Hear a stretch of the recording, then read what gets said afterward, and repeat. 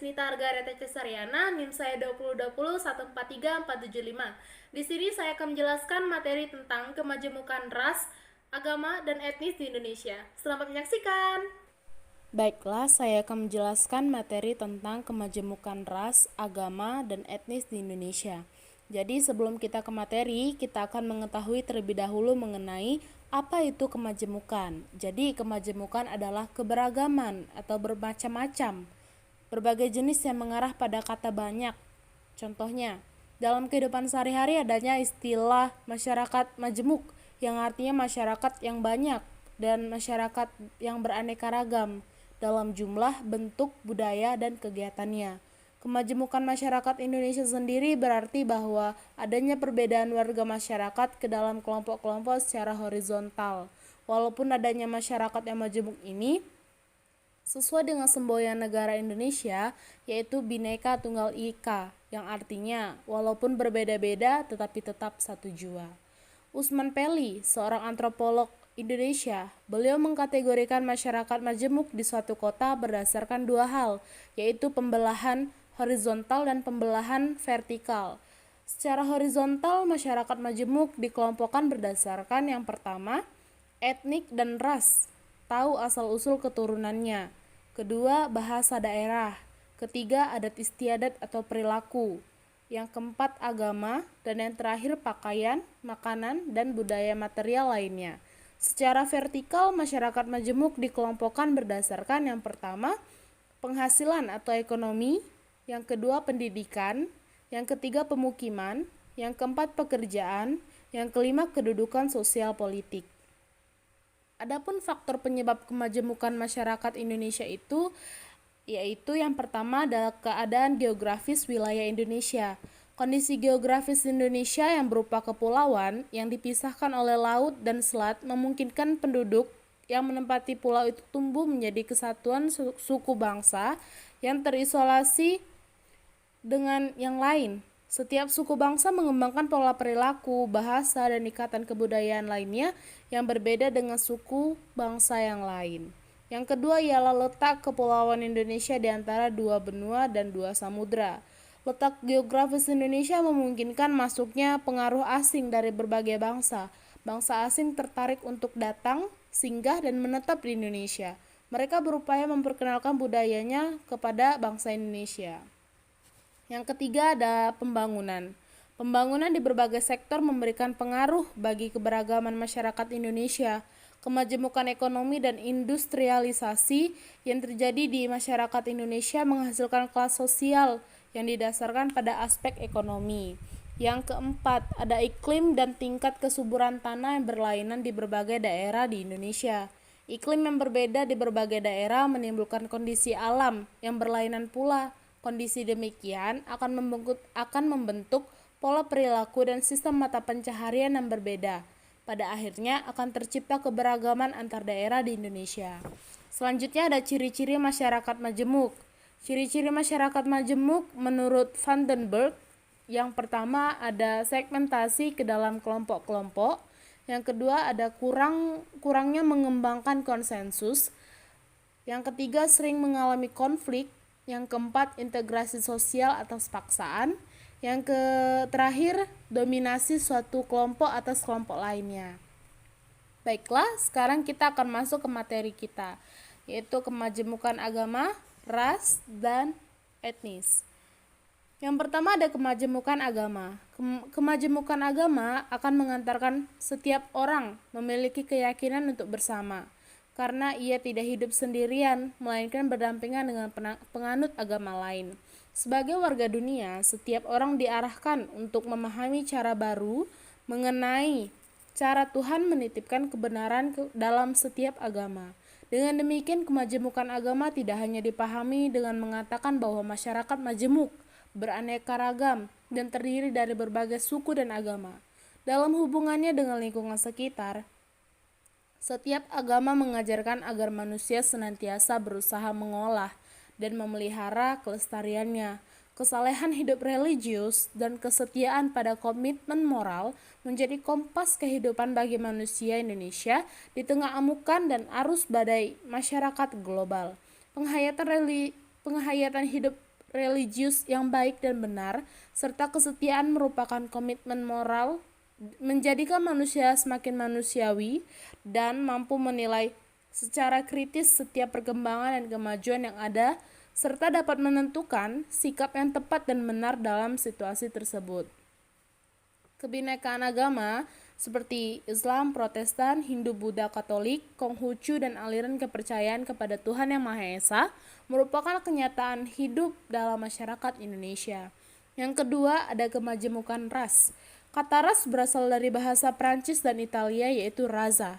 Pertama kali istilah ini diperkenalkan oleh Francois Berner, antropolog Prancis, untuk mengemukakan gagasan tentang pembedaan manusia berdasarkan kategori atau karakteristik warna kulit dan bentuk wajah. Pada abad ke-19, para ahli biologi membuat klasifikasi ras atas 3 kelompok, yaitu Kaukasoid. Kaukasoid ini ditandai dengan kulit dan mata terang, rambut mengkilap bergelombang, hidung sipit, bibir tipis, dan berbulu badan lebat. Seleksi wilayahnya di Eurasia Barat dengan iklim lembab, dingin, dan bentang alamnya merupakan semak dan berselang-seling.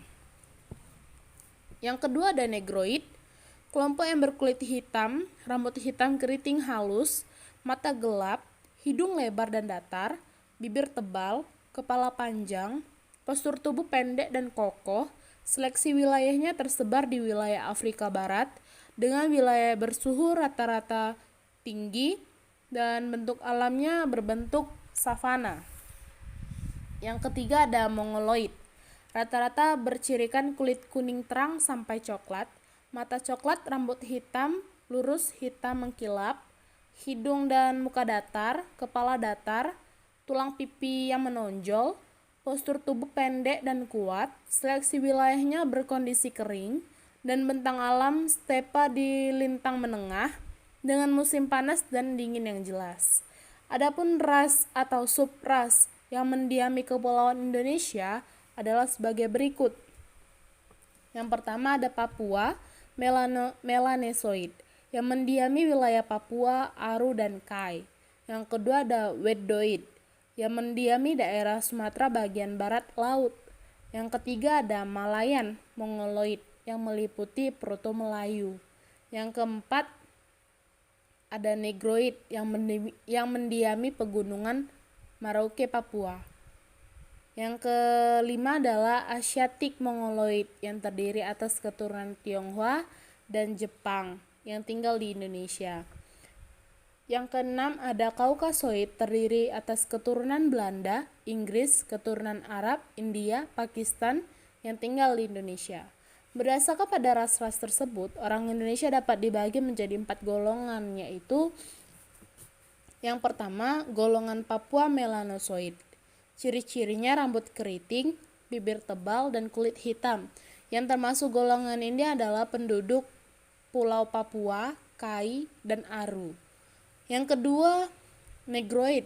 Ciri-cirinya rambut keriting, perawakan kecil, dan kulit hitam. Persebaran golongan ini di Semenanjung Malaya. Yang ketiga ada golongan Wedoid. Ciri-cirinya perawakan kecil, kulit sawo mateng, dan rambut berombak.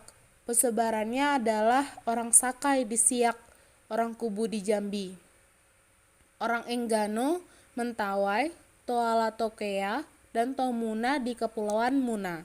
Kebetulan di Indonesia sendiri ada ras Wedoid dengan ciri berkulit hitam, bertubuh sedang, dan berambut keriting. Ras ini datang dari India bagian selatan, mendiami Kepulauan Maluku dan Nusa Tenggara Timur, Kupang. Yang terakhir ada golongan Melayu Mongoloid. Ciri-cirinya rambut ikal atau lurus dan muka bulat. Golongan Melayu Mongoloid adalah golongan terbesar yang ditemukan di Indonesia dan dianggap sebagai nenek moyang bangsa Indonesia. Golongan ini dibagi menjadi golongan Melayu tua atau Proto-Melayu dan golongan Melayu muda atau Deutero-Melayu.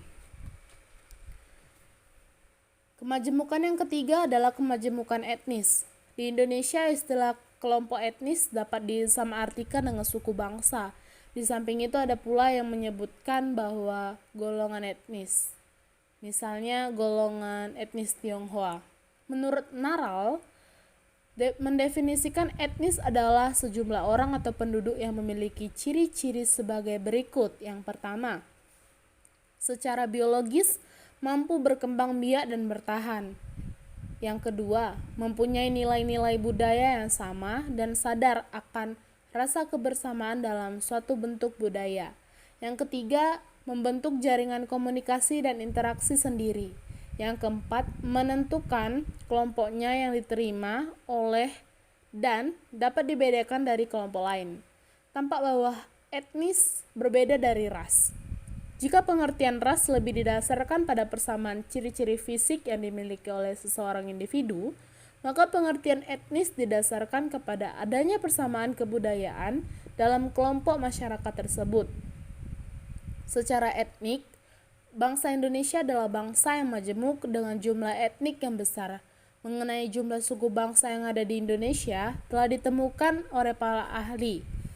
Esser, Berg, dan Sultan Takdir Ali Syahbana memperkirakan ada 200-250 suku bangsa. M.A. Jaspan mengemukakan ada 366 suku bangsa.